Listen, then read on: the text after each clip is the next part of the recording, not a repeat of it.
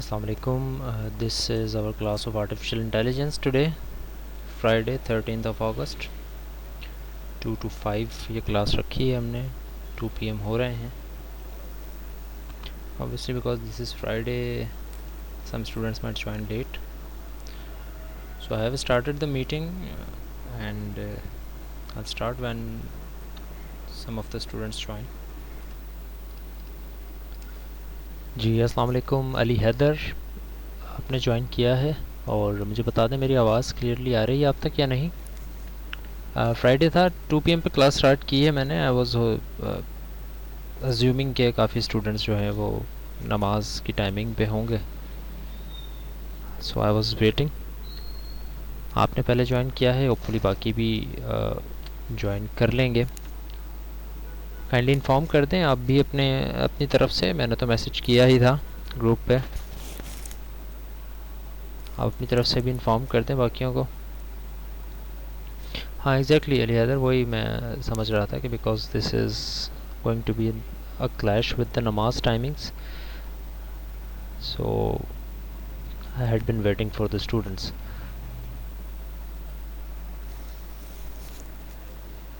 So let's I think take a minute. आप भी ज़रा मैसेज कर दें स्टूडेंट्स को, then we will formally start. मैं जब तक आपसे लेक्चर भी शेयर कर लूँ, स्क्रीन शेयर कर लूँ, and then we will start formally. Yes, so screen is visible, right? All right, let's begin. So last class में हमने बात यहाँ पर छोड़ी थी that uninformed search strategies exists, and हमने ये कहा था कि there are multiple strategies that we can apply in order to find the solution of a problem. So एक क्विक रिकैप अगर मैं आपको दूं तो बिल्कुल मुझे बैक जाना पड़ेगा उस क्विक रिकैप के लिए अपने एल्गोरिदम के ऊपर, और वो एल्गोरिदम ये था जो पिछली 3-4 क्लासेस से हम डिस्कस कर रहे हैं. वो यही कि in order to find a solution from one place to another or from initial state to the goal state, we look for multiple paths, और किसी पाथ के ऊपर हमें वो गोल मिल जाता है.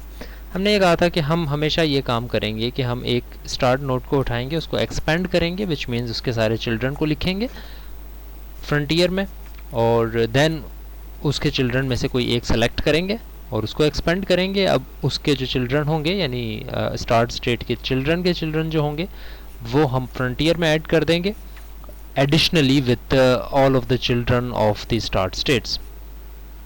फिर हमने ये कहा था कि हम वन बाय वन एक एक नोड को एक्सपेंड करते जाएंगे अनलेस वी फील कि हम गोल पर पहुंच चुके हैं. प्रॉब्लम बस यहाँ पर आ रही थी कि हम ऑर्डर क्या सेलेक्ट करेंगे अपनी सर्च स्ट्रेटजीज़ का, अपनी नोड्स की सिलेक्शन का ऑर्डर क्या सेलेक्ट करेंगे हम. और यही सारी की सारी कहानी है कि कितनी बेहतर तरीके से आप वो ऑर्डर तलाश कर लें जिस ऑर्डर पर गोल एग्जिस्ट करता है. आपको खामखा दूसरे रास्तों पर ना जाना पड़े अपने गोल की तलाश में, बल्कि आप सिर्फ उसी रास्ते पर जाएं जहाँ पर गोल मिल सकता है. तो ऑर्डर हमने कहा कि भाई हमारे पास अगर 5 चिल्ड्रन हैं एक स्टार्ट नोड से आप 5 चिल्ड्रन की तरफ जा सकते हैं, तो उसमें से कौन से चिल्ड्रन की तरफ हमें जाना चाहिए, दिस इज़ द क्वेश्चन. तो हमने कहा था सर्च स्ट्रेटजीज़ हैं, दो तरह की सर्च स्ट्रेटजीज़ हैं, या तो अनइन्फॉर्म्ड सर्च स्ट्रेटजी की तरफ हम जाएं या इन्फॉर्म्ड की तरफ. इन दोनों की डिफरेंस को हमने डिस्कस नहीं किया था. हमने कहा था कि हम इसका डिफरेंस जो है वो बिल्कुल आखिर में डिस्कस करेंगे जब हम दोनों चीज़ें पढ़ लेंगे. लेकिन इन अनइन्फॉर्म्ड सर्च स्ट्रेटजी की एक छोटी सी डेफिनेशन हमने ये कही थी कि वो ये जो स्ट्रेटजी है इसमें प्रॉब्लम डेफिनेशन के अलावा हम कोई चीज़ यूज़ नहीं करते. जो चीज़ हमें प्रॉब्लम डेफिनेशन में बताई गई है हम सिर्फ उसी तक महदूद रहते हैं और उसी के मुताबिक अपने प्रॉब्लम को सॉल्व करने की कोशिश करते हैं, जिसमें से एक दो एल्गोरिदम्स जो स्ट्रेटजीज़ हैं वो ब्रेड्थ फर्स्ट है, डेप्थ फर्स्ट है, इटरेटिव डीपनिंग है, यूनिफॉर्म कॉस्ट है. स्पेशली ये 2-3 तो हमने स्पेशली पढ़नी है. Specifically the last one uniform cost search, क्योंकि यूनिफॉर्म कॉस्ट सर्च ही वो सर्चिंग स्ट्रेटजी है जिसकी बेस के ऊपर रहते हुए हम इन्फॉर्म्ड सर्च स्ट्रेटजी की तरफ जाएंगे. सो नेवरदलेस हमने ब्रेड्थ फर्स्ट से स्टार्ट किया और हमने कहा कि ब्रेड्थ फर्स्ट में अगर आप एस से जी तक जाना चाहते हैं, विच मीन्स स्टार्ट स्टेट से गोल स्टेट तक जाना चाहते हैं, तो आप करेंगे वही काम कि स्टार्ट स्टेट को एक्सपेंड करेंगे, फिर फ्रंटियर में से कोई एक नोड सेलेक्ट करके उसको एक्सपेंड करेंगे until you reach the goal node. But the problem was कि आप स्टार्ट नोड से 3-4 नोड्स की तरफ जा सकते हैं, आप उसके बाद किसको एक्सपेंड करेंगे? तो ब्रेड्थ फर्स्ट सर्च स्ट्रेटजी ये कहती है कि you need to select, you need to expand the node which is shallowest, जो कम से कम डेप्थ पर मौजूद है। कम से कम डेप्थ का मतलब ये होता है कि एक ऐसी नोड, अगर आपके पास चॉइस है कि आपके पास 2 नोड्स हैं, उनमें से किसी एक को एक्सपेंड करना है, तो आप उनको एक्सपेंड करेंगे जो कि आपने पहले लिखी थी फ्रंटियर में, बाद में नहीं लिखी। विच मीन्स कि आपके स्टार्ट स्टेट से अगर आप जा सकते हैं, आपके पास अगर चॉइस आ जाती है, आपके फ्रंटियर में था डी, ई और पी। लास्ट लेक्चर अगर आप देखेंगे तो इसमें आपको काफ़ी डिटेल में मैंने समझाई ये सारी बात। स्टार्ट स्टेट से आप डी, ई और पी तक जा सकते हैं। अब डी, ई और पी में से किसको आप चूज़ करेंगे? आप डी को चूज़ करेंगे, because it goes from LIFO के फीफो के फर्स्ट एंड फर्स्ट आउट, जो आपने पहले लिखी है आप उसको एक्सपेंड करें पहले। सो मैं डी को जब एक्सपेंड करता हूँ तो बी, सी, ई, पी ये आ जाती है फ्रंटियर में। ई और पी को एक्सपेंड नहीं किया मैंने अभी तक, ये बी, सी और ये भी आई हैं। तो यहाँ से मुझे ब्रेड्थ फर्स्ट सर्च ये कहता है कि शैलोवेस्ट को, यानी कि वो नोड एक्सपेंड करें जो कि कम डेप्थ पर है। तो यहाँ पर कम डेप्थ पर कौन सी है? बी, सी और ई तो लेवल नंबर 2 पर है, ज़्यादा डेप्थ पर है, जबकि ई और पी जो है ये वाला, ये कम डेप्थ पर है। तो इन दोनों में से कोई एक हम सेलेक्ट करके उसको एक्सपेंड करेंगे।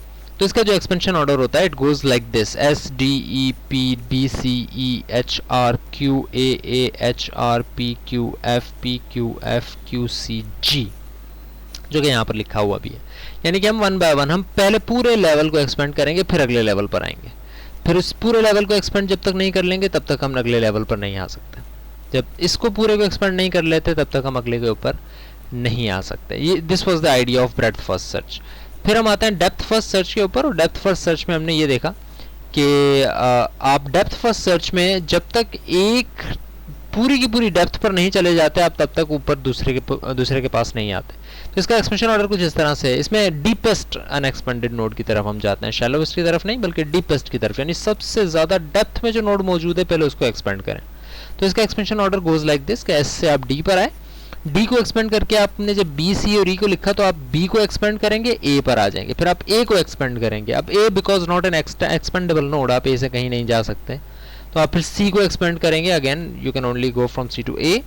एंड ई को जब आप एक्सपेंड करेंगे तो एच आर, तो जब एच आर आप लिखेंगे तो उस वक्त आपके फ्रंटियर में H R, and remember this E and P is also there, but we will go for H not E और P, because these are shallow nodes, ये कम लेवल पर हैं। हम डेप्थ वाली नोड एच के ऊपर जाएंगे और हम बिल्कुल डेप्थ पर चले जाएंगे, तब जाकर हम अगर गोल्ड मिलता है तो ठीक है, अदरवाइज नहीं तो फिर हम ई की बारी आएगी और ई के बाद एच, एंड देन इसके बाद पी, देन पी के बाद क्यू, एंड सो ऑन। हम इस तरह से इसको एक्सपेंड करेंगे।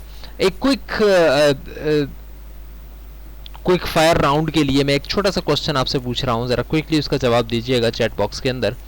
कि डेप्थ फर्स्ट सर्च की जब मैं बात कर रहा हूँ तो आई गो लाइक के please concentrate on this now, I am asking the question, I am building up to the question now.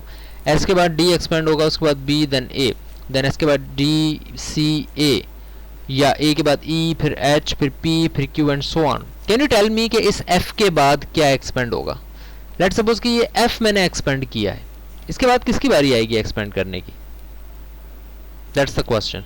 Cursor मेरा अभी उस एफ पर ही है। आई एम सेइंग कि मैं अगर इस एफ तक पहुंच जाता हूं एक्सपेंड करते हुए, तो इसके बाद किसकी बारी आएगी? कौन सी नोड एक्सपेंड होगी इस एफ के बाद?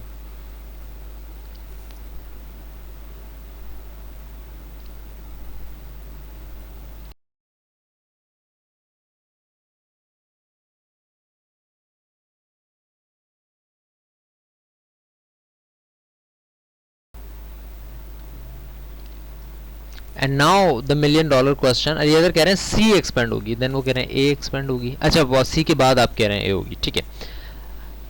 Now the big question is, can you tell me कि जब मैं एफ को एक्सपेंड कर चुका हूँगा, now remember focus on the question and I want the answer from both of you who are present in the class, because it will create some distortion and then we can build up to something else. जब मैं x को expand कर चुका हूं, यानी कि मैंने x के दोनों चाइल्ड लिख दिए c और g, f को एक्सपेंड कर दिया मैंने, f फॉर फिश को जब मैं एक्सपेंड कर चुका हूं, कैन यू टेल मी कि जब मैं फिश को f को एक्सपेंड कर चुका हूँगा तब फ्रंटियर में कौन कौन सी नोड होंगी? फ्रंटियर में कौन कौन सी नोड्स एग्जिस्ट कर रही होंगी जब मैं f को एक्सपेंड कर चुका हूँगा?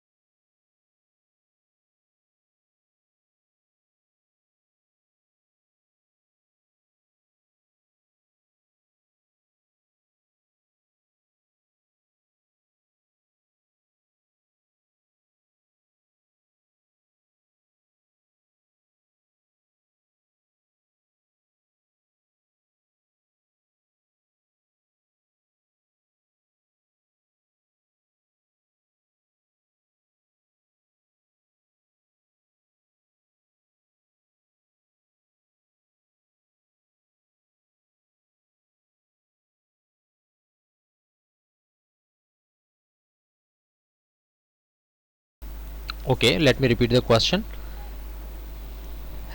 पहले मैंने क्या क्वेश्चन पूछा मैं वो बता देता हूँ, जिसका जवाब आप दे चुके हैं, और फिर मैं उसके बाद दूसरा क्वेश्चन पूछता हूँ.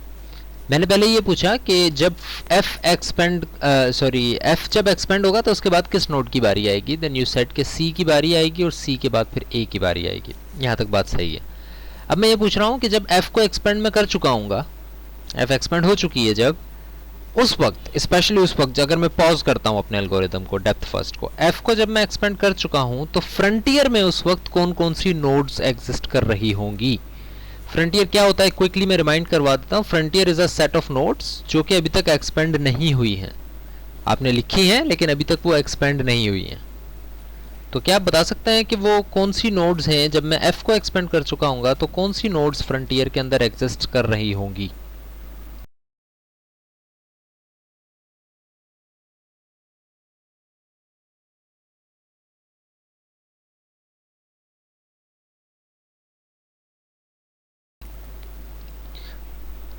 No, see here you're wrong. And why is that? The only reason behind you being wrong right now is that you have not performed this algorithm in many other graphs, which means कि आपने practice उतनी ज़्यादा नहीं की. So understand this. क्या कर रहे हैं हम. अगेन ये लास्ट क्लास में भी मैंने बताया था, मैं इस क्लास में दोबारा बता रहा हूँ. So please focus on all of the things, because if you don't understand these things, the depth of these things, आगे जाकर जब हम इंटेलिजेंट एल्गोरिथम्स की तरफ आएंगे, then you will be dumb. Algorithms are intelligent but you will still be a dumb student, क्योंकि आपको नहीं पता होगा कि वहाँ पे एक्चुअली हो क्या रहा है. Why is that algorithm an intelligent algorithm. So let's repeat with me. S expand हुआ तो हमारे पास डी, ई और पी आ गया. फ्रंटियर में डी, ई और पी आ गया.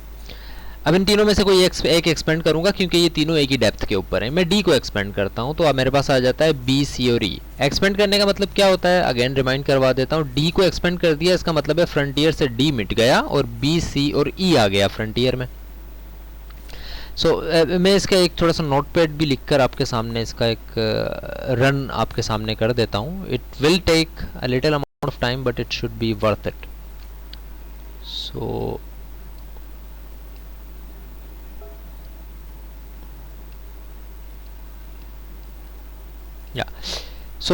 ये है जी आपका फ्रंटियर. इस फ्रंटियर में कौन कौन सी नोड है. स्टार्टिंग में S. What is S? The start state obviously. अच्छा, तो स्टार्ट स्टेट है तो यानी कि आपको किसको एक्सपेंड करना है. यहाँ पर सिर्फ एक ही चॉइस है आपके पास, एस. एक्सपेंशन का मतलब ये होता है कि आप उस नोड को मिटाकर उसके चिल्ड्रन के नाम लिखते हैं. लिख दिया.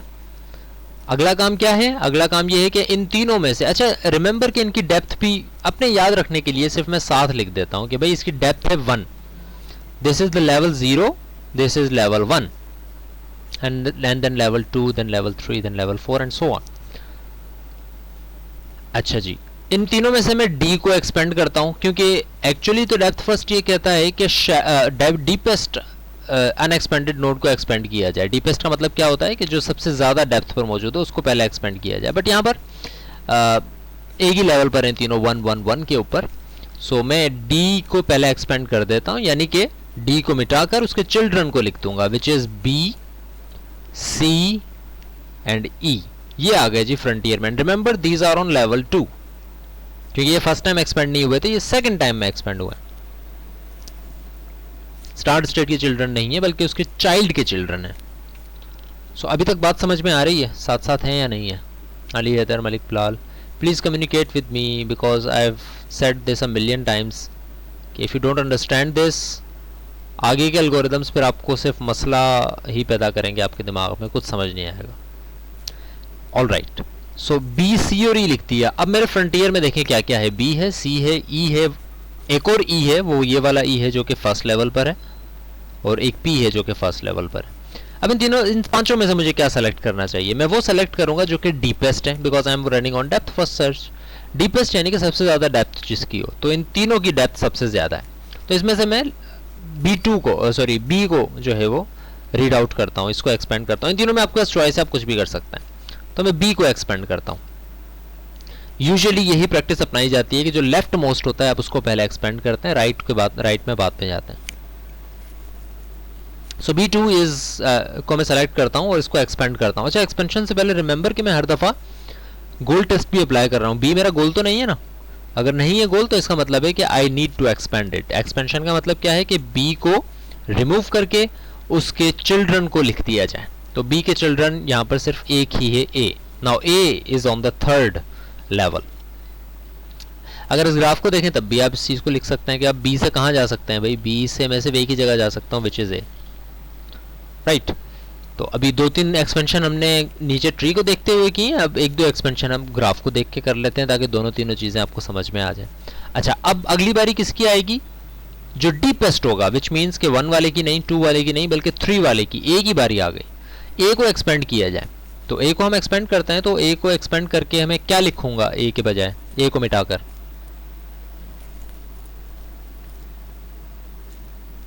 एक्सपेंड तो कर रहा हूं इसको मैं, because this is not my goal, और इसको मैं सेलेक्ट कर चुका हूं, दिस इज डीपेस्ट। बट इसको एक्सपेंड करने का मतलब ये है कि मैं इसको डिलीट करके इसके चिल्ड्रन को लिख दूं। But as you can see in the graph कि ए का कोई चाइल्ड नहीं है, ए से आप कहीं नहीं जा सकते, it's a dead state, which means A को सिर्फ आप एक्सपेंड कर चुके हैं, अब उसको एक्सपेंड करके आप उसके चाइल्ड नहीं लिख सकते। अगली बारी अब किसकी आएगी, अगेन डीपेस्ट पॉसिबल नोड्स यानी कि सी की बारी आएगी। तो अब सी को जब हम एक्सपेंड करेंगे तो सी को मिटाकर और सी के चिल्ड्रन को लिख दिया जाए। सी से सिर्फ आप ए पर ही जा सकते हैं और कहीं पर नहीं जा सकते। तो आप यहाँ पर लिख देंगे कि I will go to A. Now this A is on third level, right, because C was on second level, तो इसके चाइल्ड जो होगा वो थर्ड लेवल पर होगा। तो ए जो है वो थर्ड लेवल पर है।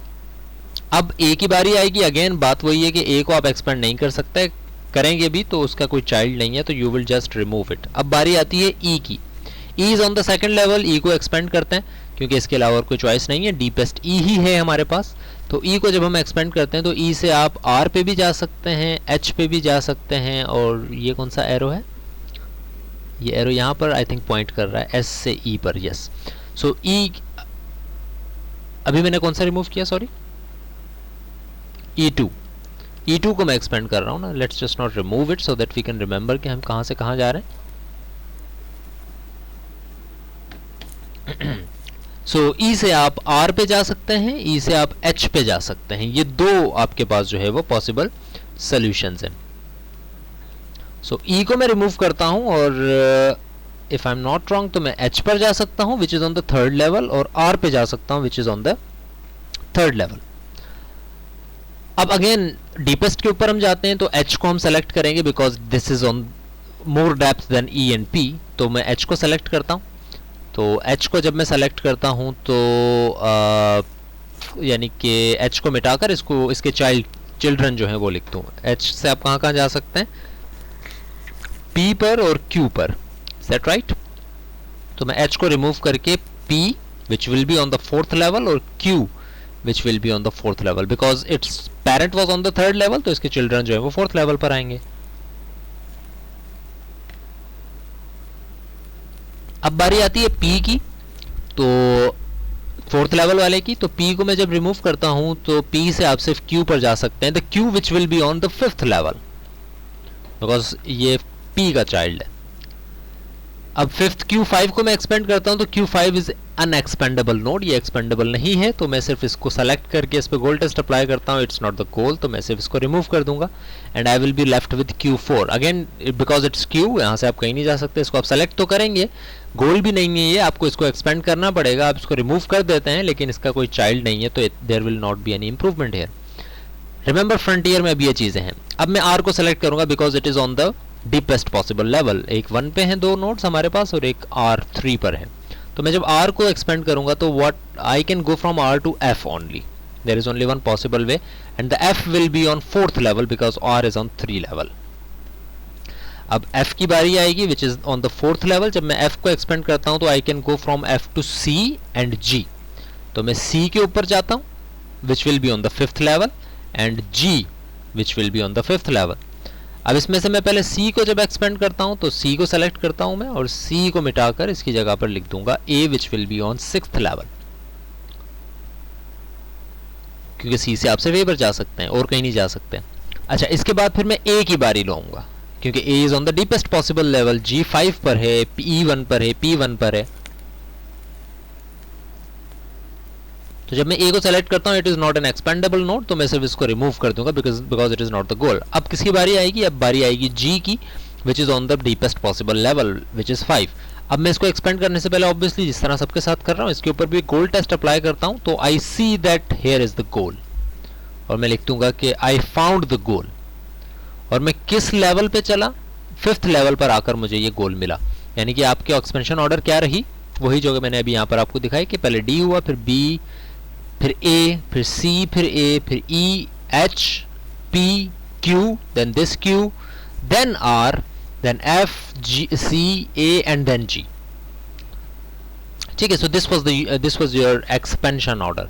सो this is how the depth first, our question is still there, sorry.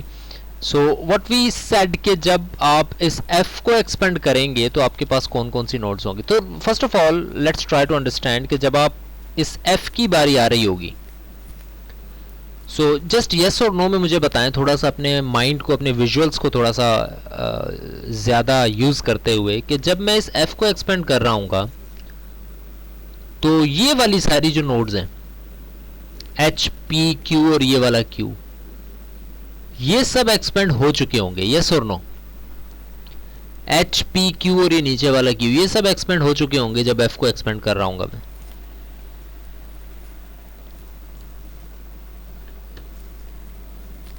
Why? Because जब E की बारी आई थी तो आप E से H पे गए, H से P और Q जब आए तो आप P पर गए, और P से Q पर आए। आप R तक गए ही नहीं जब तक कि आपने इस पूरे को नहीं देख लिया, बिकॉज आप डेप्थ में जाते गए, और Q was in the sorry Q was in the more depth than R, तो आपने Q को एक्सपेंड किया पहले, फिर R की बारी आई। जब R को आपने एक्सपेंड किया तो आपने F को लिखा। अब जब मैं F को एक्सपेंड कर रहा था तो रिमेंबर कि E तो एक्सपेंड हो चुका था, H भी एक्सपेंड हो चुका है, P भी, Q भी और Q भी, R एक्सपेंड हो चुका है, यानी कि ये सारे तो नहीं हैं। F को जब मैं एक्सपेंड कर रहा हूँगा तो मेरे पास चॉइस होगी ये कि या तो मैं F को एक्सपेंड करूं, या फिर नाउ कैन यू गेस कि इसके साथ क्या क्या या क्या होगा। जब मेरे पास फ्रंटियर की एक सिचुएशन है, लेट्स से कि ये सिचुएशन है, मुझे नहीं पता कि इसके बाद F के साथ 3 है या 4 है या 1 है या 5 है, व्हाटएवर, मुझे कम से कम ये पता है कि जब F को एक्सपेंड हो रहा होगा तब F तो होगा ही। क्या आप बता सकते हैं कि F के साथ क्या क्या होगा जब F एक्सपेंड हो रहा है?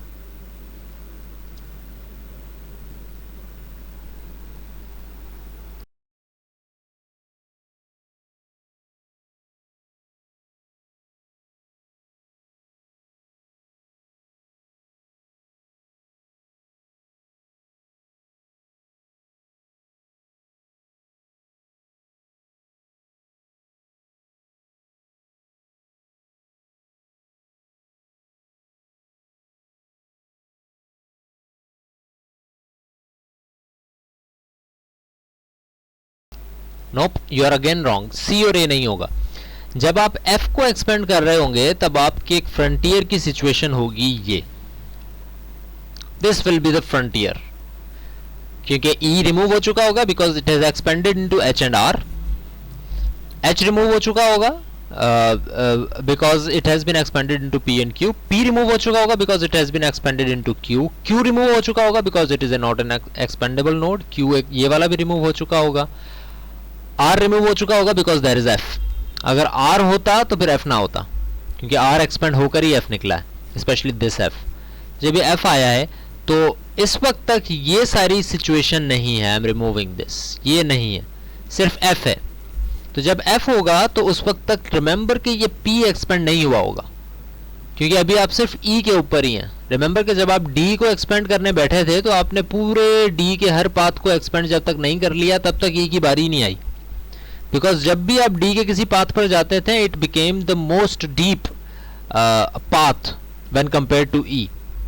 कभी भी D के किसी भी चाइल्ड के चिल्ड्रन में या किसी भी चिल्ड्रन में कोई ऐसी नोड नहीं आ सकती जो कि E के बराबर की हो या उससे पिछले लेवल की हो, remember this.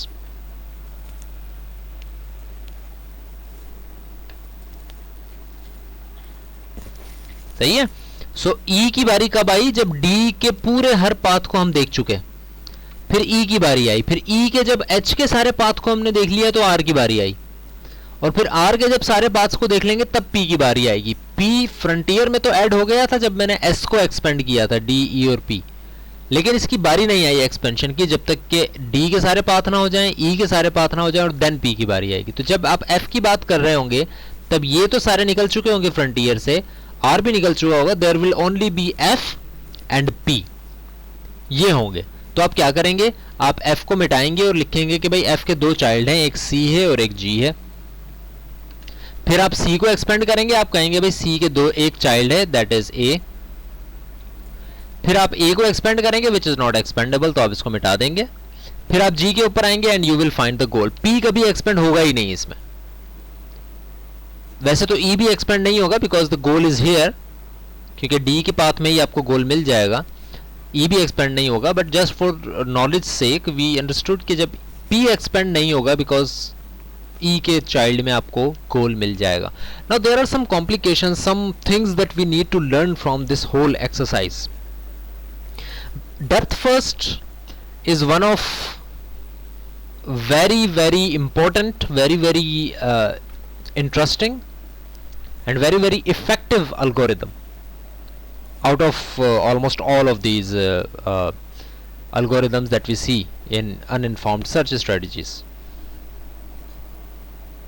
So understand this, गौर से सुनिएगा इस सारी बातों को, आपको कुछ ज़्यादा ही गौर से सुनना पड़ेंगी ये सारी बातें, because we don't have the physical presence between us, so you need to understand these things very carefully, क्योंकि as a student of computer science, especially as a student of artificial intelligence, there are things that you will see from your eyes and there are things that you need to see from your brain, from your mind.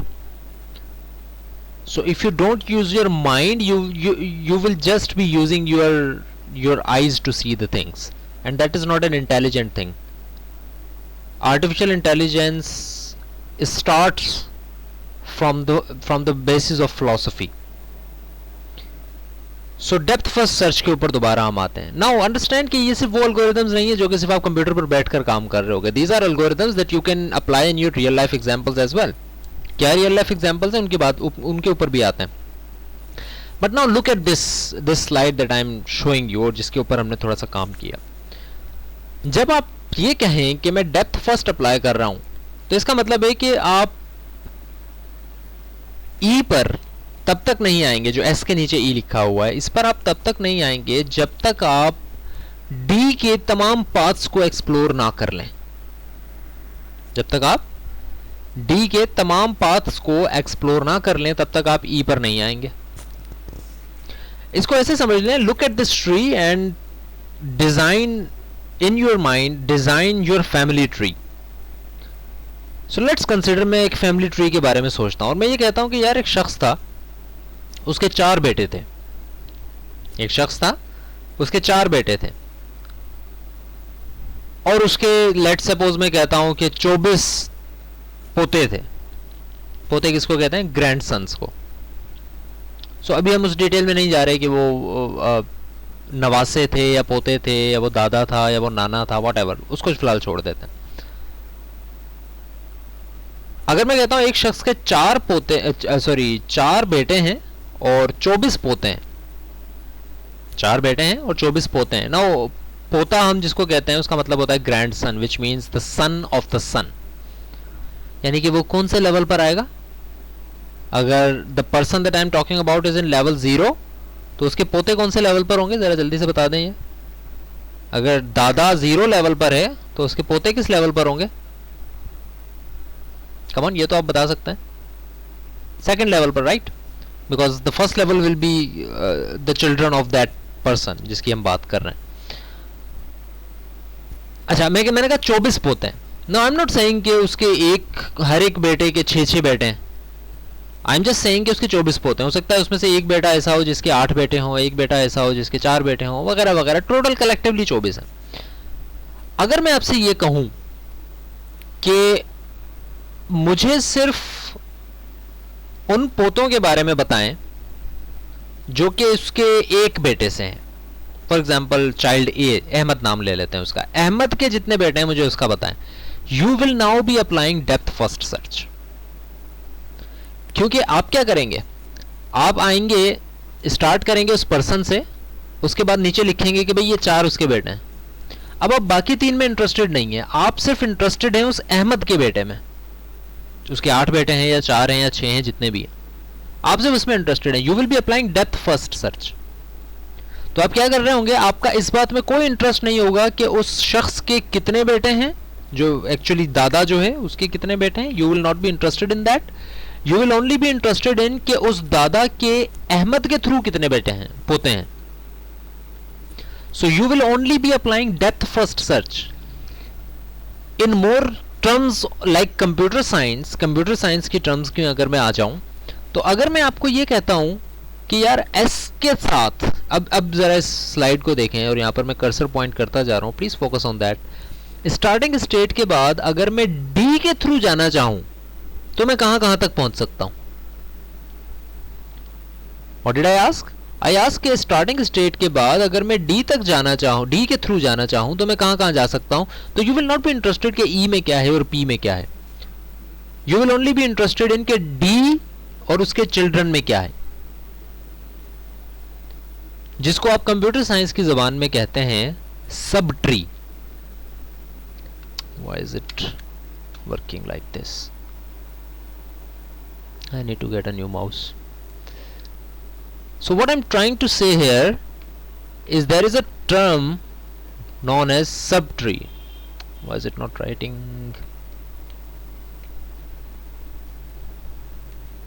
Subtree का मतलब क्या होता है? एक tree जो कि एक दूसरे बड़े ट्री का हिस्सा है।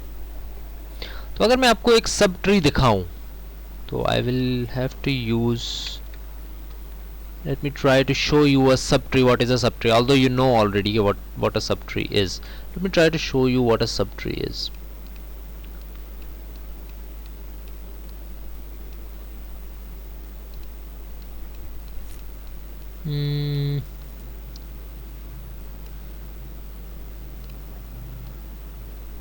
ये देखें, ये आपको एक ट्री नजर आ रहा है। इस क्यू को इग्नोर करें, ये क्यू कुछ भी नहीं है।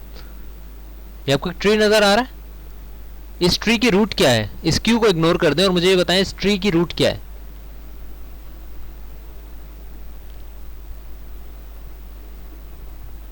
मैं अल्टीमेट पॉइंट पर तब तक नहीं आऊंगा जब तक कि आप बिल्कुल इंटरेक्टिव होकर मुझे ये बावर ना करा दें कि you are understanding all of these things. So yes, Ali Haider right कि the root of this tree is F.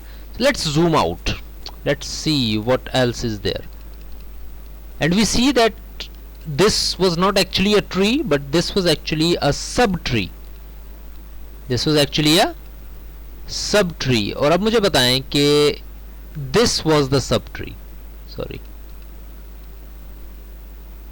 this was the subtree. अब ये साइड वाली चीजों को थोड़ा इग्नोर करें and look at this tree. Again, this is a subtree. First of all, we were understanding that this is a subtree. This is a tree within a tree. But now we are saying that this was actually part of a whole big tree. अब मुझे बताएं इस tree की node क्या है, root क्या है? What is the root of this tree that I am showing you in the middle, written in black? What is the root of this tree? Right, good. So the root of this tree is E. There is another subtree here. और एक tree ऐसा भी है जिसकी root H है। अब मैं सिर्फ बोल रहा हूँ और please try to look into this, the reality of this. H को अगर मैं रूट रखूं तो I can get another subtree. अगर मैं R को एक रूट रखूं तो I can get another subtree. अगर मैं F को रखूं तो as we have seen that we can get another subtree. अगर मैं P को रूट रखता हूं I can get another subtree as well. A tree which has the root of P has one child Q. Right? इसी तरह every node in itself is a subtree. Every node. भाई Q ये भी एक sub tree है क्योंकि इसकी node Q है, रूट Q है और इसके चिल्ड्रन कोई भी नहीं है। That's okay, it's a sub tree as well. Every node और every set of nodes is a collection of a sub tree. लेकिन मैं Q और F को सब ट्री नहीं कह सकता। मैं ये नहीं कह सकता Q और F सब ट्री हैं because these are on the same level and they are not connected with the same parent. their parents are connected with the same parent. So these are some complexities, but my point is okay, you know the idea of subtree now. Now understand this, that in depth first search, this is a very interesting dilemma, this is a very interesting feature of depth first search, कि अगर आप S से start करें और फिर आप late से D को एक्सपेंड कर रहे हैं, तो जब तक आप D के रूट के तौर पर, D को रूट के तौर पर रखते हुए इसके पूरे सब ट्री को नहीं देख लेते, तब तक आप E पर नहीं आ सकते डेप्थ फर्स्ट सर्च में. डेप्थ फर्स्ट सर्च में S के बाद आपने D को एक्सपेंड किया, तो जब तक ये पूरा का पूरा सब ट्री एक्सपेंड नहीं हो जाएगा, फाइंड नहीं हो जाएगा, सर्च नहीं हो जाएगा, तब तक आप E पर नहीं आ सकते. इस सब ट्री की बारी नहीं आएगी जब तक कि आप ये अगेन डी के, जब बी के पूरे सब ट्री को आप नहीं एक्सपेंड कर लेंगे तब तक सी की बारी नहीं आएगी. जब सी के पूरे सब ट्री को एक्सपेंड नहीं कर लेंगे तब तक ई की बारी नहीं आएगी. अब एक और देखते हैं, ई से एच और आर आ रहे हैं, जब तक एच पूरा का पूरा एक्सपेंड नहीं हो जाता, सर्च नहीं हो जाता एच का सब ट्री, तब तक आर की बारी नहीं आएगी. तो आर को जब हम एक्सपेंड करेंगे तो जब तक एफ का पूरा सब ट्री एक्सपेंड नहीं हो जाता तब तक ई की बारी नहीं आएगी. So when we are applying depth first search, the very interesting feature, the very effective feature of depth first search is कि जब तक एक पूरा का पूरा सब ट्री सर्च नहीं हो जाता, आप नेक्स्ट सब ट्री के ऊपर नहीं जाते. लेकिन अगर हम ब्रेडथ फर्स्ट सर्च को देखते हैं, जो कि अभी हमने देखा, और हमने कहा इसमें एक्सपेंशन किस तरह से होती है, एस के बाद डी, डी के बाद ई, ई के बाद पी, बी सी और ई लिखे रहे बेशक, डी के बाद ई की बारी आएगी, एच और आर बेशक लिखे रहे हैं, ई के बाद पी की बारी आएगी. This is breadth first. यहां पर आप पूरे सब ट्री को सर्च नहीं कर रहे हैं, बल्कि आप पूरे लेवल को सर्च कर रहे हैं, उसके बाद फिर नेक्स्ट पूरे लेवल को सर्च कर रहे हैं, उसके बाद फिर नेक्स्ट पूरे लेवल को सर्च कर रहे हैं, and so on. So breadth first search goes in the width of the tree, in the expansion of the tree, and depth first search goes into many levels and height of the tree, depth of the tree. Hopefully यहाँ तक अगर आपको बात समझ में आ गई है, तो there are some other interesting features when we compare breadth first and depth first search, and those are, let's suppose, ये चीज़ आगे भी हमने जाके पढ़नी है, but let's suppose मैं आपको ये कहता हूँ कि ये भी एक गोल है, ज़रा फोकस कीजिएगा अपनी स्क्रीन पर, ये भी एक जी है और ये भी एक जी है. लेट्स से इस जी को मैं कह देता हूँ G1. ठीक है, मैं ज़रा कोशिश करता हूँ कि मैं यहाँ पर 1 लिख सकूँ किसी तरीके से विदाउट,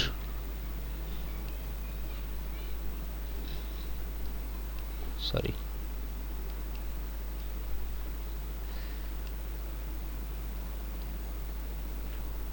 नहीं लिख पा रहा मैं.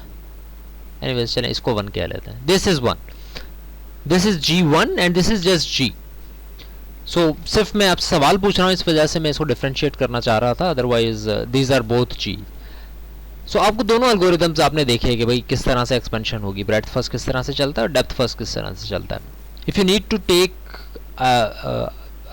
अ पेपर या अपनी नोटबुक के ऊपर आप रफ काम करना चाहें तो बेशक करें. टेल मी कि ब्रेडथ फर्स्ट सर्च, जिसको हम BFS कह लेते हैं, breadth first search G search करके देगा मुझे या G1, और डेप्थ फर्स्ट सर्च मुझे G सर्च करके देगा या G1. दोनों में से दोनों एल्गोरिदम क्या सर्च करके देंगे? क्या दोनों एल्गोरिदम G1 सर्च करके देंगे मुझे? क्या दोनों एल्गोरिदम G सर्च करके देंगे? Before answering the question, look at it very closely, take a minute and then tell me कि G और G1 इन दोनों में से कौन सा गोल जो है वो मुझे ब्रेडथ फर्स्ट सर्च करके देगा और कौन सा गोल जो है वो डेप्थ फर्स्ट सर्च करके देगा मुझे.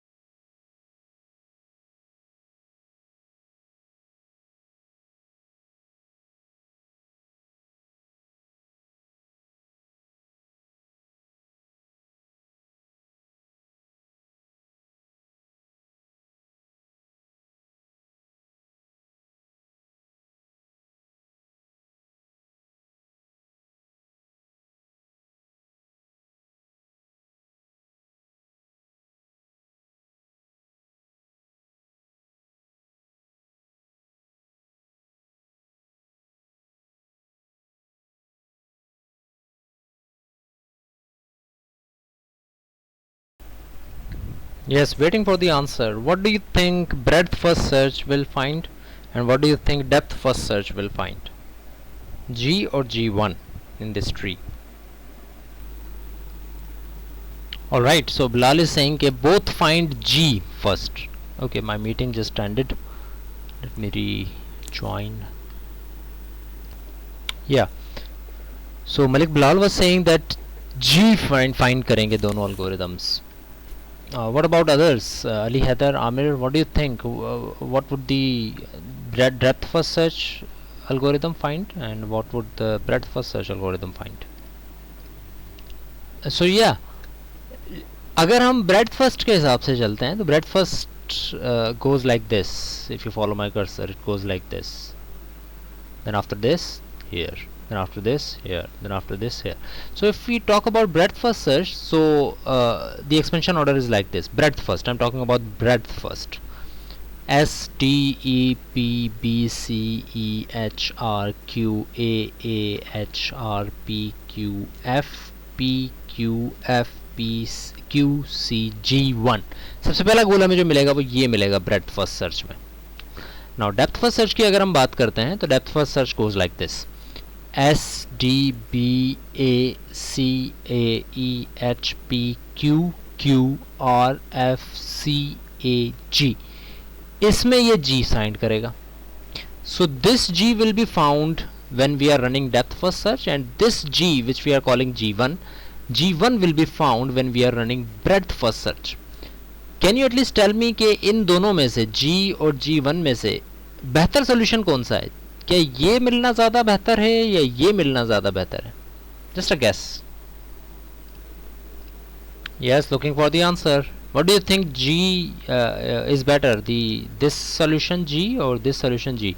Because as we have seen that breadth first search will find G1 first and depth first search will find G first. So both will find G but from a different path. So can you tell me, is this a better solution or is G1 a better solution? And why, Ali Heather? Why do you think that G1 is a better solution? Why do you think that? Because it should be pretty easy. If you have guessed right that G1 is a better solution, then it should be pretty easy for you to give me the reason behind that. Why do you think G1 is a better solution? Because we have said that there can be multiple solutions, multiple paths to solutions, but we will prefer some solutions over some others. This is what we are trying to find out, that if there are multiple solutions, then what solution is a better one? Why do you think that G1 is a better solution? Because if we understand why G1 is a better solution, it will be easier and prominent for us to understand why some algorithms are intelligent and some are not. So the reason behind is that G1 is on a lesser depth than G. G1 is on a lesser depth. इसको बोलने के बहुत से तरीके हैं. एक तरीका ये भी है इसको बोलने का, G1 is a better solution, क्योंकि वहाँ तक पहुँचने के लिए आपको कम नोड्स से होते हुए जाना पड़ता है. ये जो G सोल्यूशन है ना, जो ये पिंक में आपको नज़र आ रहा है, ये इस G तक पहुँचने का क्या रास्ता है? स्टार्टिंग स्टेट से आप D पर जाएंगे, फिर E पर, फिर R पर, फिर F पर, फिर G पर. यानी कि आपको कितनी मूव्स करने पड़ेंगे? Let's understand this. कितने मूव्स करने पड़ेंगे? मूव नंबर 1, देन 2, 3, 4, 5 स्टेप्स चलने पड़ेंगे आपको. 5 मूव्स चलने पड़ेंगे so that you can go from the starting state to G. But when we are talking about this G, कितने स्टेप्स चलने पड़ेंगे? 1, 2, 3, 4. सिर्फ 4 स्टेप्स में आप गोल पर पहुंच जाएंगे, which is a better solution, because it's better to go to the solution by taking only 4 steps than 5 steps, provided कि हर स्टेप की कॉस्ट सेम है. अगर आप ये कहते हैं कि हर स्टेप पे 1 सेकंड लग रहा है, लेट्स से 1 सेकंड आप, तो आप यहाँ पर 4 सेकंड में पहुँच जाएंगे, यहाँ पर आपको 5 सेकंड लग जाएंगे पहुँचने में. सो अगर इस पर्टिकुलर एग्जाम्पल को देखा जाए तो we can say that breadth first search is a better algorithm than depth first search. Depth first search काफ़ी कॉम्प्लिकेटेड एल्गोरिदम है as compared to breadth first search. But मैंने जिस तरह से बात स्टार्ट की उस पर ज़रा गौर कीजिएगा, वो यही है कि when we are talking about this particular example, let's suppose there is a particular example के एक दफ़ा कंसिडर करें कि जी यहाँ पर है, यहाँ पर है जी, इस ए की जगह जो मेरा कर्सर है, इस ए की जगह जी है। तो अगर इस ए की जगह जी है, जो अब आपको एक ए नज़र नहीं आ रहा, कर्सर से मैंने छुपाया है, let's suppose this is your goal, और बाकी भी दो एग्जिस्ट कर रहे हैं जो कि हैं, लेकिन अगर जी यहाँ पर भी है, तो अब इस पर्टिकुलर सोल्यूशन में ब्रेड्थ फर्स्ट भी आपको यही ढूंढ कर देगा और डेप्थ फर्स्ट भी आपको यही ढूंढ कर देगा। लेकिन अच्छा, ब्रेड फर्स्ट और डेप्थ फर्स्ट दोनों यही क्यों ढूंढ कर देंगे? क्योंकि अगर मैं यहाँ तक आना चाहता हूँ तो ब्रेड फर्स्ट के थ्रू मैं कैसे आऊँगा, एस के बाद D E P then B C E H R Q और फिर मैं गोल तक पहुँच जाऊँगा, और डेप्थ फर्स्ट के थ्रू एस डी बी और मैं गोल की तरफ पहुँच जाऊँगा। यहाँ पर मुझे गोल यही मिलेगा डेप्थ फर्स्ट से भी और ब्रेड फर्स्ट से भी, बट अंडरस्टैंड दिस कि ब्रेड फर्स्ट बहुत ज़्यादा प्रोसेसिंग के बाद मुझे यहाँ पर लेकर आएगा। कितनी नोड्स को वो देखेगा, कितने कोल टेस्ट वो परफॉर्म करेगा, जब जाकर उसको गोल मिलेगा। कितने, 1 2 3 4 5 6 7 8 9 10 11, 11वीं नोड इसको वो मिलेगी कि जब वो एक्सपेंड करने जाएगा तो उसको पता लगेगा ये गोल है। लेकिन डेप्थ फर्स्ट की बात अगर हम करें तो इसको 1 2 3 चौथी के ऊपर ही गोल मिल जाएगा। So breadth first search is better और depth first search is better. I will leave that debate to you कि कौन सा बेटर है, किस कंडीशन में कौन सा बेटर है, किस कंडीशन में कौन सा बेटर है। I am leaving this debate to you, but in order to further our debate on this, ये भी हम लास्ट क्लास में देख चुके थे, BFS works like this and depth first works like this, right? So in order to understand if an algorithm is good or bad, if an algorithm is better or not, we need to understand 4 terminologies। और ये वो terminologies हैं जो कि जब आप analysis of algorithm पढ़ रहे थे आपने पढ़ ली थी कि भाई किसी एल्गोरिदम को अगर मुझे जांचना है कि वो अच्छा है या बुरा है, तो मैं इन 4 चीज़ों की बेस पर उसको जांचूंगा कि वो एल्गोरिदम अच्छा है या बुरा है। क्या क्राइटेरिया है मेरा, जिस तरह आपका क्राइटेरिया क्या है, अगर मैं आपको पास करूं या फेल करूं, किस क्राइटेरिया के बेस पर मैं किसी स्टूडेंट को या तो पास करता हूं या फेल करता हूं, उसकी 5-6 चीज़ें। और वो 5-6 चीज़ें क्या हैं कि भाई उसने असाइनमेंट्स में इतने मार्क्स लिए हों, उसने मिड में इतने मार्क्स लिए हों, उसने क्विज़ में इतने मार्क्स लिए हैं, और वो सारे मिलाकर एक आपकी प्रोडक्शन बनती है और आप उसको कहते हैं कि यार ये जो है वो मेरी परफॉर्मेंस है। तो किसी स्टूडेंट की अच्छी परफॉर्मेंस होती है, किसी की बुरी परफॉर्मेंस होती है। सो इसी तरह सर्च स्ट्रेटजीज़ या कोई भी एल्गोरिदम है, अगर उसको जांचना है मुझे कि वो अच्छा है या बुरा है, तो आई विल गो टूवर्ड्स 4 थिंग्स। और वो 4 चीज़ें असाइनमेंट्स, मिड, क्विजेज या फाइनल एग्जाम नहीं है, बल्कि कंप्लीटनेस, ऑप्टिमैलिटी, टाइम कॉम्प्लेक्सिटी और स्पेस कॉम्प्लेक्सिटी। ये कंप्लीट है या नहीं है, ऑप्टिमल है या नहीं है, टाइम कॉम्प्लेक्सिटी क्या है और स्पेस कॉम्प्लेक्सिटी क्या है। तो अगर एक एल्गोरिदम कंप्लीट भी है, ऑप्टिमल भी है, टाइम कॉम्प्लेक्सिटी भी उसकी कम है, स्पेस कॉम्प्लेक्सिटी भी उसकी कम है, then I will say that algorithm is better than that algorithm जो कि या तो कंप्लीट नहीं है, कंप्लीट है तो ऑप्टिमल नहीं है, ऑप्टिमल है तो टाइम कॉम्प्लेक्सिटी ज़्यादा है, टाइम कॉम्प्लेक्सिटी कम है तो स्पेस कॉम्प्लेक्सिटी ज़्यादा है, वट एवर द केस में भी। सो लेट्स अंडरस्टैंड कि इन चारों चीज़ों का मतलब क्या है। कंप्लीटनेस का क्या मतलब है? कंप्लीटनेस मीन्स एक एल्गोरिदम को मैं कंप्लीट कहूँगा अगर वो मुझे सोल्यूशन ढूंढ कर दे देता है तो। आई एम नॉट टॉकिंग अबाउट अच्छा सोल्यूशन, बुरा सोल्यूशन, अगर वो मुझे सोल्यूशन देने की गारंटी करे। अगर एक ऐसा एल्गोरिदम है जो कि गारंटी करता है कि मैं एल्गोरिदम सोल्यूशन ढूंढ कर दे दूंगा, अगर एग्जिस्ट करता है तो। अगर लेट्स से कि सोल्यूशन एग्जिस्ट ही नहीं करता, मैं आपको कहता हूं कि आप मुझे कोई ऐसी फ्लाइट ढूंढ कर दें जो कि पाकिस्तान से सैन फ्रांसिस्को जाती हो, तो आपका एल्गोरिदम कहेगा भाई ऐसा सोल्यूशन एग्जिस्ट ही नहीं करता, कोई फ्लाइट डायरेक्टली पाकिस्तान से सैन फ्रांसिस्को नहीं जा रही।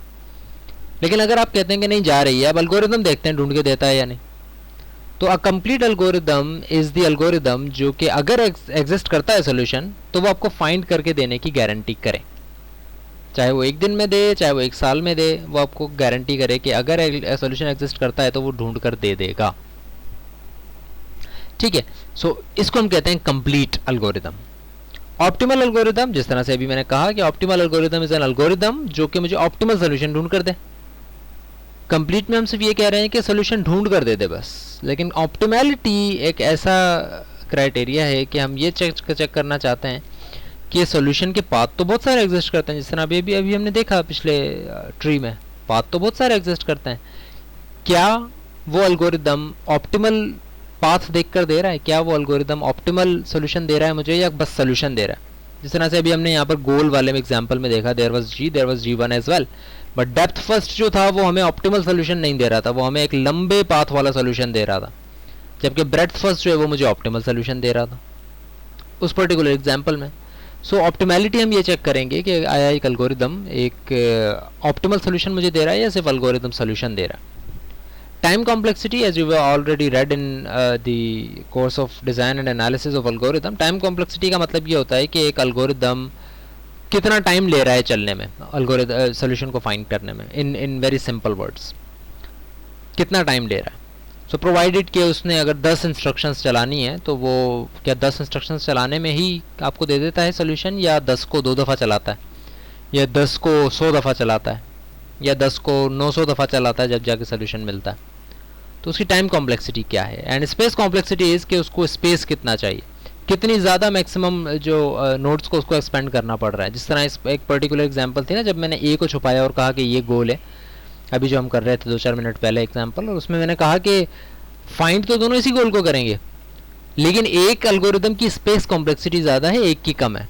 और स्पेस कॉम्प्लेक्सिटी क्या थी कि उस एक एल्गोरिदम डेप्थ फर्स्ट को हमने देखा तो वो सिर्फ 4 नोड्स को एक्सपेंड करते ही गोल पे पहुंच गया था, लेकिन ब्रेड्थ फर्स्ट को देखा तो वो 10 नोड्स एक्सपेंड करने के बाद गोल पर पहुंचा था। गोल एक पर ही पहुंचे थे दोनों, लेकिन that algorithm breadth first took more space of your computer then the depth first algorithm. So अगर हम इन दोनों चीज़ों को, इन दोनों एल्गोरिदम को, स्पेसिफिकली ग्राफ के एल्गोरिदम्स को अगर हम देखते हैं, सो हम 3 चीज़ों की बेस के ऊपर इसकी टाइम और स्पेस कॉम्प्लेक्सिटी निकालते हैं। एक को हम कहते हैं B, एक को कहते हैं D और एक को कहते हैं M। B is what? B is the maximum branching factor of the search tree. Now understand this thing. अब इसके नोट्स आपको बनाने पड़ेंगे साथ साथ। ये मैंने तो लिखकर जान छुड़ा ली ब्रांचिंग फैक्टर, आपको ये समझना है कि ब्रांचिंग फैक्टर क्या है। So let me tell you branching factor is what. Branching factor का मतलब ये है कि एक लेवल के ऊपर ज्यादा से ज्यादा कितनी नोड्स हैं, एक लेवल के ऊपर ज्यादा से ज्यादा कितनी नोड्स हैं। अगर मैं पिछले अपने ट्री के पास जाऊं तो लेट्स से कि मैं इस ट्री की ब्रांचिंग फैक्टर की बात करता हूं, तो इस ट्री का ब्रांचिंग फैक्टर है 1 2 3 4 5 6 7, क्योंकि 7 नोड्स ज्यादा से ज्यादा हैं इसकी एक लेवल पे। इस पे 1 है, इस पे 3 है, इस पे 6 हैं, इस पे 7 हैं। 1 2 3 4 5 6 7, 7 से ज्यादा नहीं है किसी लेवल पे। So this is the branching factor. What is the branching factor of your, क्योंकि अंडरस्टैंड जितना ज़्यादा ब्रांचिंग फैक्टर होगा, again I am telling you कि ये वो चीज़ें हैं जो कि आपको अपने दिमाग से समझनी है, देखनी है। आंखों से देखने में सिर्फ आपको ट्री नज़र आएगा। सो अंडरस्टैंड दिस कि जितना ज़्यादा ब्रांचिंग फैक्टर होगा, एक लेवल के ऊपर जितनी ज़्यादा नोड्स होंगी, ब्रेड्थ फर्स्ट सर्च उतना ज़्यादा टाइम लगाएगा नेक्स्ट लेवल पर आने पे। वो इन 7 को पहले देखेगा, फिर इसकी बारी आएगी। So branching factor is an important criteria, is an important metric. कि branching factor is what? The maximum number of nodes on a certain level. The next thing जो कि हम यूज करेंगे अपने टाइम और स्पेस कॉम्प्लेक्सिटी को define करने के लिए, that would be D. D is the depth of the optimal solution. Now understand, D is not the depth of the tree, it is the depth of optimal solution. Optimal solution जो है, जो कि सबसे कम level पर है, उसकी depth क्या है। जिस तरह से हमने यहाँ पर देखा था कि देयर वर 3 एल्गोरिदम्स, जिस तरह से मैं कह रहा था 3 सॉल्यूशंस, एक ये भी मैंने इंट्रोड्यूस करवाया। तो दिस इज द डेप्थ। ये कौन सी डेप्थ पर है गोल? 5th पर। ये कौन सी डेप्थ पर है? 4th पर। और अगर यहाँ पर भी एक गोल है तो लेट्स से कि वो 3rd पर है। So what would be the D factor of your time and space complexity? D का मतलब है कि optimal solution which is this, जो कि सबसे कम लेवल पर है, उसकी डेप्थ क्या है। सो उसकी डेप्थ 3 है। This is your D in this thing. And what is M? M is that thing जो कि अभी हम बात कर रहे थे कि maximum depth of your tree. किसी भी path का in a state space, वो infinite भी हो सकता है, maximum length of any path. जिस तरह इसी tree की अगर हम बात करते हैं तो यहाँ पर इस tree को अगर देख लें, एक छोटा सा tree है, तो एक इसकी डेप्थ 1 भी है, इसकी डेप्थ 2 भी है, 3 भी है, 4 भी है। सबसे लंबा पाथ कौन सा है इसमें? सो लेट्स से कि 3 4 5 6 7 8 9 10 11 12 13 14 15 16 17 18 18 से ज़्यादा नीचे है, लेट्स से 19 वाला भी है, ये रहा 19 इज द मैक्सिमम डेप्थ।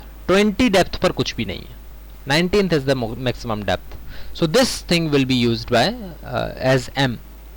सो अगर मैं आपसे पूछूं कि what is the breadth first search को अगर हम एल्गोरिदम को सर्च करते हैं तो is it a complete? So अगर सॉल्यूशन एग्जिस्ट करता है तो इज देयर द गारंटी कि ब्रेडथ फर्स्ट सर्च जो है वो सर्च एल्गोरिदम गोल ढूंढ कर दे देगा? So yes, there is a guarantee.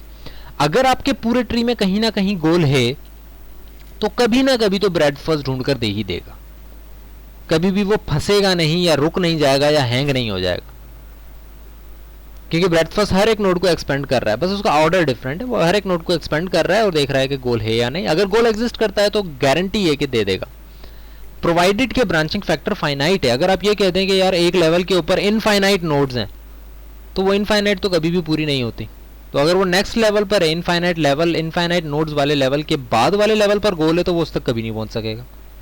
तो we are talking about finite state space. तो अगर फाइनाइट स्टेट स्पेस की बात करते हैं तो breadth first search is complete. Yes, optimal है या नहीं? ऑप्टिमल भी है, क्योंकि ब्रेडथ फर्स्ट सर्च एक लेवल के तमाम नोड्स को देखेगा फिर नेक्स्ट लेवल पर जाएगा। तो अगर एक नोड एक लेवल के ऊपर गोल एग्जिस्ट करता है तो वो उसको ढूंढ लेगा और फिर नेक्स्ट पर जाएगा, यानी कि कभी भी वो आपको बुरा सोल्यूशन ढूंढ कर नहीं देगा। Breadth first search, breadth first search कभी भी ज्यादा डेप्थ वाले सोल्यूशन को पहले नहीं ढूंढ सकता, क्योंकि वो एक लेवल को पूरे को पहले देखेगा। तो अगर उस पर सोल्यूशन हुआ तो उसे मिल जाएगा, राइट। टाइम कॉम्प्लेक्सिटी क्या है? द टाइम और big O complexity of breadth first search is b power d। and why is that b power d? That's the question for you. Why is that b power d? इसकी एक छोटी सी example मैं आपको बता देता हूँ। इसकी स्पेस कॉम्प्लेक्सिटी भी b पावर d ही है। क्यों है? थोड़ा सा मैं आपको इंट्रोडक्शन इसका बता देता हूँ, फिर मैं थोड़ा सा ब्रेक लेता हूँ बिफोर स्टार्टिंग अवर लैब। कि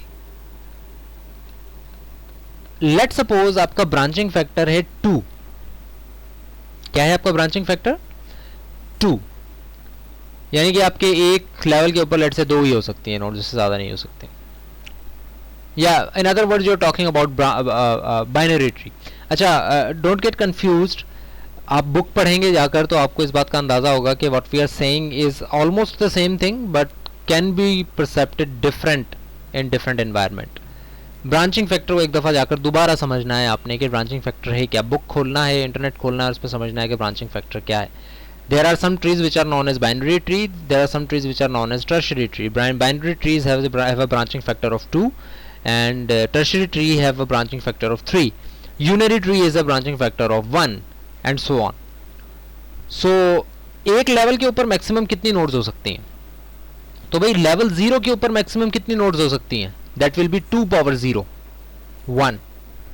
नेक्स्ट लेवल के ऊपर ज्यादा से ज्यादा कितनी नोड्स हो सकती हैं? If I am talking about binary tree this will only be 2 power 1, क्योंकि आप कह रहे हैं कि एक नोड के 2 ही चिल्ड्रन हो सकते हैं बाइनरी ट्री, तो 2 पावर 1 मैक्सिमम 2 ही नोड्स हो सकती हैं।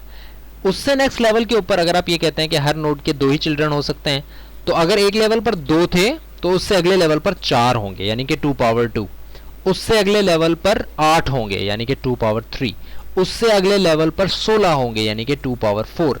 उससे अगले लेवल पर 32 होंगे, यानी कि 2 power 5, which means the branching factor is the base which is 2 and this the depth is being used as the power. Depth 0 है तो 2 power 0, depth 1 है तो 2 power 1, depth 3 है तो 2 power 3. This is why the time complexity of breadth first search is b power d, the branching factor, and in the power is the depth of optimal solution. इतने nodes को वो expand करेगा in order to go from start state to goal state and to look for the solution which will be optimal in the case of breadth first search. यही सारी चीज depth first search के लिए भी हमने देखनी है, आपने देखनी है। not we will not be discussing it in class, all the things हम क्लास में डिस्कस नहीं कर सकेंगे। डेप्थ फर्स्ट सर्च में देखनी है आपने कि ये क्या है। फिर आइटरेटिव डीपनिंग सर्च को मैं स्किप कर रहा हूँ, आप लोगों ने खुद देखना है। आइटरेटिव डीपनिंग भी है, डेप्थ लिमिटेड सर्च भी है, बहुत सारे एल्गोरिथम्स हैं जो कि बुक में देख लीजिएगा खुद ही। इसकी वर्किंग भी सारी यहाँ पर दी हुई है, इसकी प्रॉपर्टीज़ भी दी हुई है, इसकी टाइम कॉम्प्लेक्सिटी क्या है, कंप्लीट है, ऑप्टिमल है, व्हाटएवर। देन हम कॉस्ट की बात करते हैं। अभी तक हम जो एल्गोरिदम जिस एल्गोरिदम पे काम कर रहे थे यही था उसका सारा का सारा ग्राफ, बट उसमें आपने नोट किया होगा कि कोई वेट गिवन नहीं था कि भाई यहाँ से यहाँ पे जाने की कॉस्ट 1 है या 2 है। हमने अज्यूम किया था कि 1 ही है स्टेप कॉस्ट। लेकिन अगर लेट सपोज कि अब कॉस्ट हम इंट्रोड्यूस करवाते हैं कि भाई पी से क्यू जाने की कॉस्ट 15 है, एच से पी जाने की कॉस्ट 4 है, एंड सो ऑन, तो यहाँ पर अब रिमेंबर के एल्गोरिदम अनइन्फॉर्म्ड सर्च का ही है। अभी तक हम इन्फॉर्म्ड पर नहीं आए हैं, अनइन्फॉर्म्ड सर्च ही है। बस ग्राफ में हमने वेट्स को इंट्रोड्यूस करवाया है। जब हम वेट्स को इंट्रोड्यूस करवाएंगे तो there will be some fluctuation in our algorithm, और वो फ्लक्चुएशन क्या है, नेक्स्ट एल्गोरिदम कौन सा होगा, that will be uniform cost search. यहाँ से हम बात स्टार्ट करेंगे अपनी नेक्स्ट क्लास में कि यूनिफॉर्म कॉस्ट सर्च किस तरह से काम करता है। लेकिन इससे पहले आप लोगों ने वो सारी चीज़ें जो कि आज की क्लास में हमने डिस्कस की या कल की क्लास में डिस्कस की, BFS DFS दोनों का कंपैरिजन, चारों उसके क्राइटेरिया और उसकी टाइम कॉम्प्लेक्सिटी स्पेस कॉम्प्लेक्सिटी क्या है, क्यों है, कैसे है, ये सब आपने समझनी है। And then we will start in the next class on uniform cost search. So this is it about today's class. Let's take a break of 10 to 15 minutes and we will join for the lab of artificial intelligence in a few minutes. Thank you very much.